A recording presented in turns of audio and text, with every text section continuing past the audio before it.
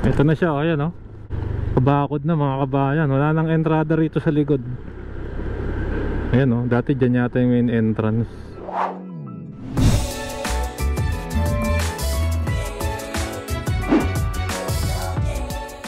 Dating sikat at grandiosong hotel sa Manila Bay na Grand Boulevard Hotel o dating Silahis International Hotel, ginigiba na. Ang Silahis Hotel ay tinayo noong 1970s, noong panahong may hotel construction boom sa bansa dahil sa up-and-coming hosting ng bansa ng 1976 International Monetary Fund and the World Bank Summits. Sa suporta ni dating Pangulong Ferdinand Marcos Sr. ay bumilis ang pagpapatayo ng mga hotel na ito para mag-accommodate ng foreign guests at dignitaries. At mismong si dating First Lady Imelda Marcos ay madalas mag-host dito. Nang maganap ang 1986 People Power Revolution, isa ang Silahis Hotel na kinuha ng PCGG o Philippine Commission on Good Governance under sa gobyerno ni dating Pangulong Corazon Aquino. Napasama ito dahil associated daw ito sa dating Pangulong Ferdinand Marcos Sr. Napunta ang pagmamay-ari sa Enriquez Panlilio family, ngunit nagkaroon ulit ng legal battle sa pagitan nila at ng PCGG noong 1989. Nanalo sa Sandigang Bayan at naibalik sa kanila ang property. After nito ay napunta naman sa pamamahala ng Accor Hotels, ang Silahis Hotel. Sila ang may hawak ng Sofitel Hotels at dito na nga naging Sofitel Grand Boulevard Hotel ito. Ngunit nang makuha ng Accor Hotels ang Westin Philippine Plaza na naging Sofitel Philippine Plaza ngayon, tuluyan nang kumalas ang Accor Hotels sa Grand Boulevard at napabayaan na ito. Nagkaroon din ng mga problema sa tax ang hotel na ito at noon ngang 2008 ay tuluyan na itong nagsara.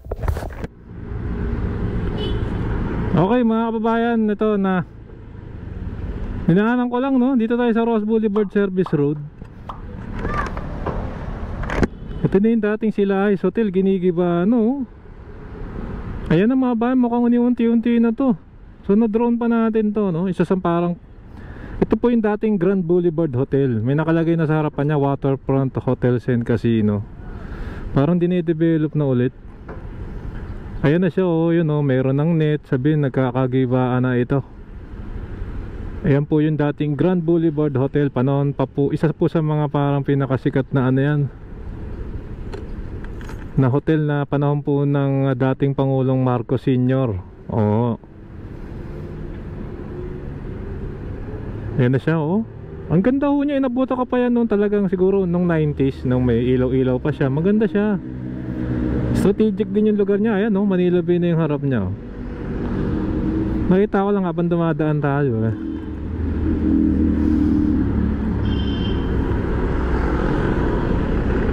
Kaya banda.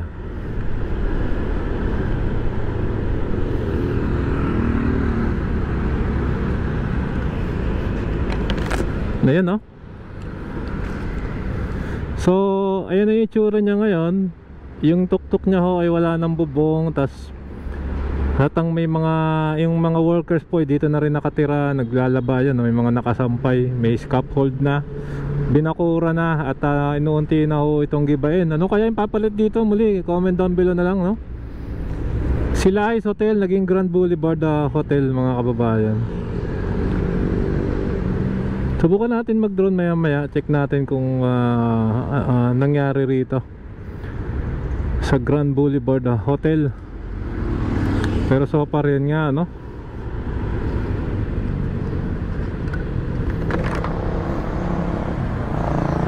Dito lang po yan sa Remedios. Sa likod lang po siya ng Aristocrat. So ikutin natin.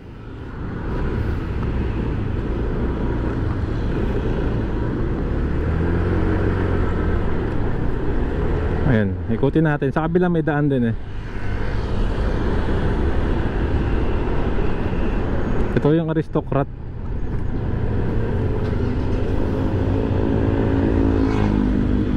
Kanan tayo dyan.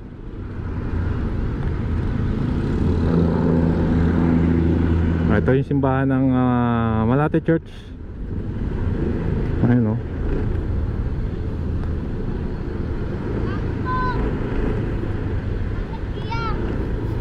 Ano kaya yung papalit dito? Sana gawin nilang iconic building, no? Kasi sayang yung lugar eh. Maganda na yung spot niya, oh. Nasa Remedios Circle.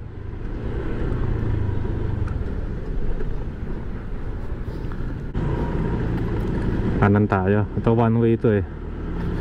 Punta po ng Quirino. So ito yung sa likod. Ito. Ito na siya, oh. Ayan oh. Kabakod na mga kabayan. Wala nang entrada rito sa likod.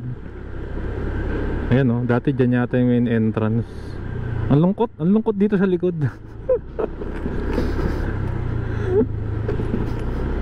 Ano kaya? May nakalagay waterfront eh. Hotel and Casino. Oo, mukhang maganda naman yung gagawing pamalit. Kasi wala eh, napabayaan na rin siya. Nung kinover ko to dati mga bayan, alam ko, nagkaroon ng maraming utang yung ano, itong Silahis Hotel o Grand Boulevard, no? Kaya napatigil. So parang nalugi. So ikot na lang tayo ulit dito para makabalik tayo ng Rojas Boulevard.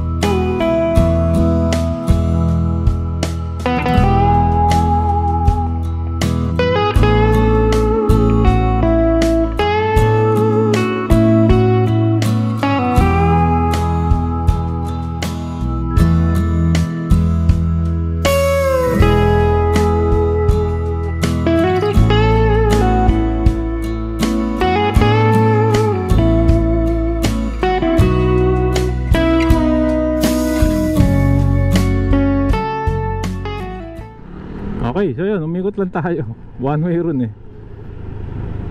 So babalik tayo. Mali.